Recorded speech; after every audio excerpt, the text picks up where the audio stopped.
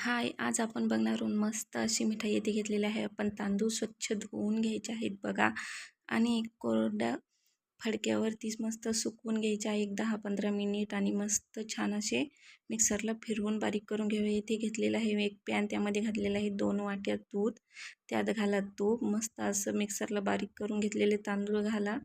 आता घाला साखर अर्धी वाटी, ओलं खोबरं घालायचं आहे त्यामध्ये बारीक केलेलं, अर्धा भाग काढून घ्या. आता त्यामध्ये उरलेल्या भागात घालायचं आहे चॉकलेट, छान असं मिक्स करून घ्यायचं आहे आणि उरलेल्या भागात घालायचं आहे इलायची. आता मस्त असं एका केकच्या भांड्यामध्ये आपण त्याची बर्फी लावून घेणार आहोत. छान असं दोन्हीही फ्लेवर त्यामध्ये ॲड करायचे आहेत आणि मस्त ड्रायफ्रूट्स घालून त्यावरती एका भांड्यात काढून घ्यायचं आहे आणि मस्त असं चाकूने कट करून खाऊन घ्यायचं आहे. कशी वाटली रेसिपी नक्की ट्राय करा. Video like